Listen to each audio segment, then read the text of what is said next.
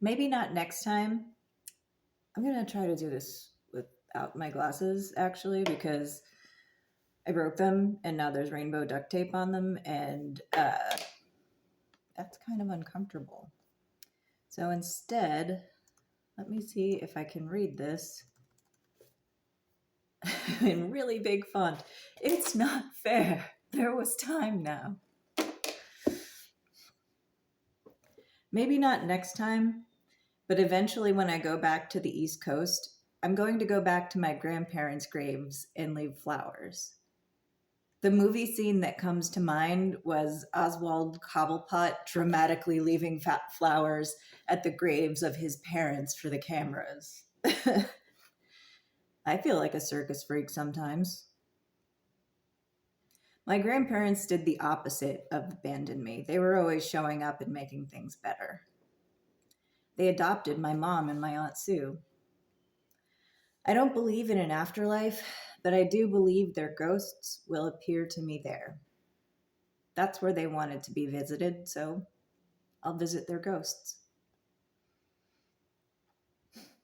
Speaking of delusions, if we were truly compassionate and intent on solving a problem, we would put every flat earther on a space shuttle, fly them up into orbit, and be like, look, does this look flat to you?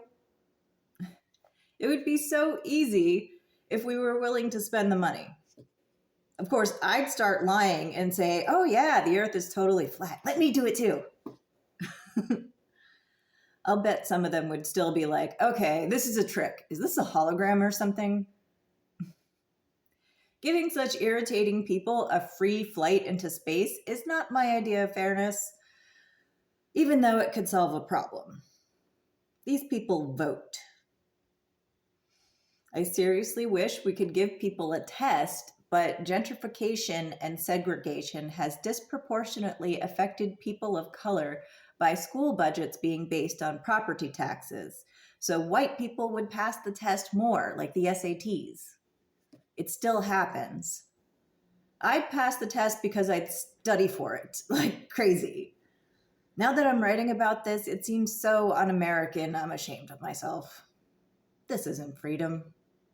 Every stupid person should be allowed to judge for themselves if a candidate is worthy of a job.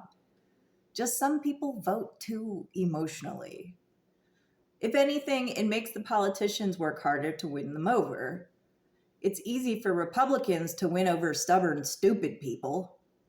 Democrats have to actually do the work that half the government actively stalls, while earning the trust of people who are brainwashed by salacious propaganda. Democrats have a harder job. They have to tell the truth. It's easy to lie. You don't need to check facts when you lie. They're really just making shit up. Like, the southern border is not so much worse than goddamn Russia trying to take over Ukraine. We are not being invaded by the government of a nuclear superpower intent on taking over the world. Poor people in Mexico will scale any wall we build. If that were even possible to build a wall, which it's not. The futility and racism of such an argument is infuriatingly stupid. They want people to feel stupid and infuriated. Infuriated people vote with passion. Make them angry, make them paranoid, make them shoot a ballot with a gun. And Democrats are over here like, please, for the love of God, people need health care and student debt relief. Ukraine needs our military support so we can keep Putin's nukes at bay. We are begging you to listen to reason. Nope. Reason doesn't sell to the stupid. The rest of Europe better let Ukraine into the EU so they have protection from Russia. The EU is kind of like the federal government is here. Imagine if we left Alaska on its own without the federal government. Russia would just take it back and we wouldn't be able to stop them without a war. Even though we bought it from them, Russia thinks, well, we took over this country before, it must still be ours. Fuck you. There are a ton of remaining fossil fuels. There goes a ton of remaining fossil fuels on American soil.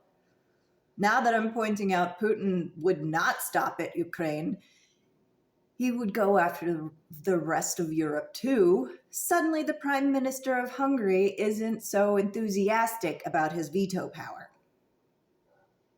Abstained from voting instead because he's a coward politician who wants to keep his job.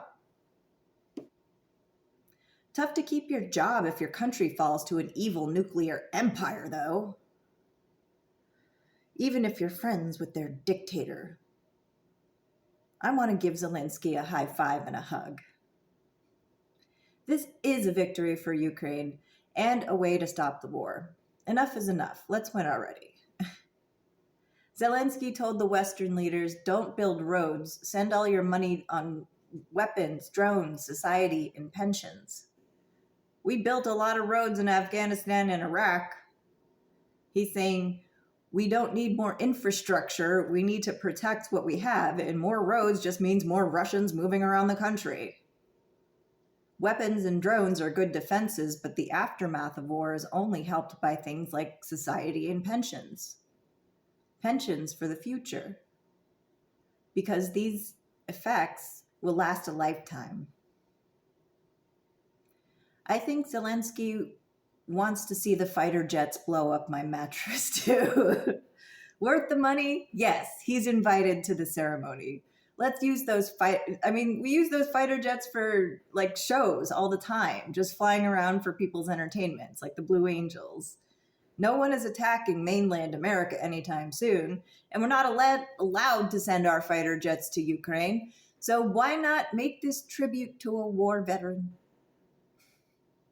Poppy helped keep us safe from Russians before Alaska was a state. He spied on them, listened to their secret transmissions. I didn't think Poppy spoke Russian, but he also wasn't allowed to talk about what he heard. He took those secrets to his grave. This is why you can trust honest people.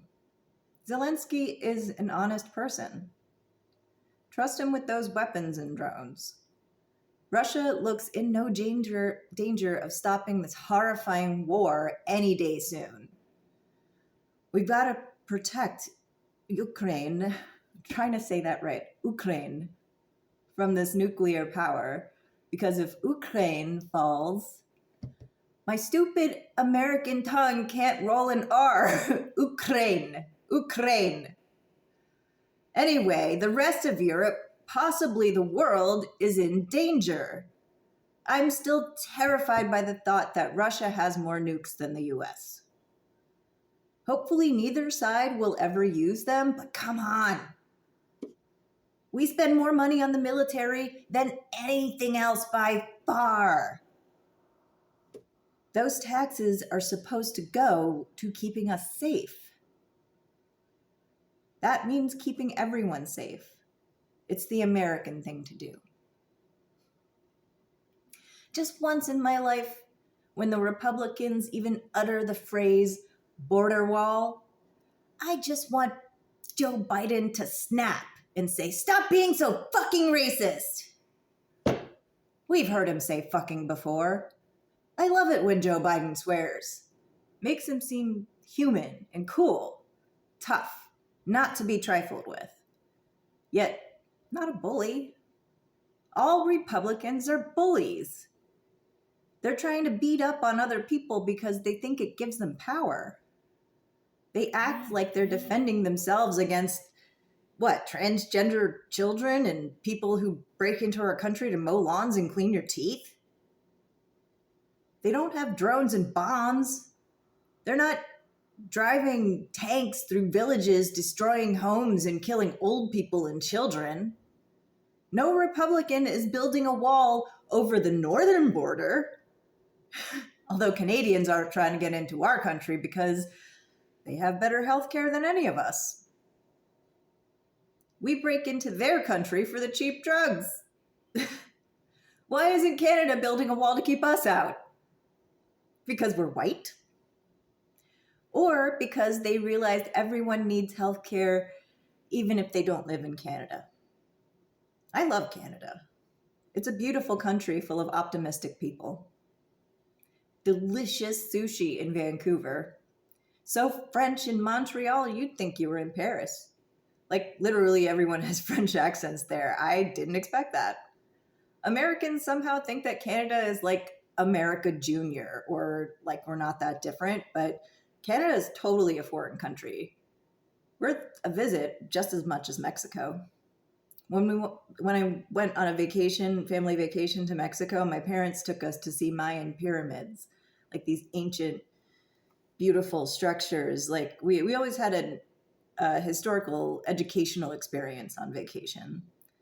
Fascinating, ornate, and precise architecture without machines. Very impressive. We think a wall is going to keep these people out. Who's going to mow Republicans' lawns? Like, not white people. Fucking hypocrites. I feel like I'm the Hunter Biden of my family. Something tells me they're not happy with all of his decisions all the time either. I understand struggling with addiction. Tough to handle when the rest of your family drinks too. Hunter has literally admitted to smoking crack. I've never smoked crack, but I respect that honesty. We elected a son of a former president twice already. Well, once with Bush. I'm really just looking for someone with an aptitude for the job and a heart. It really was so fucking cool that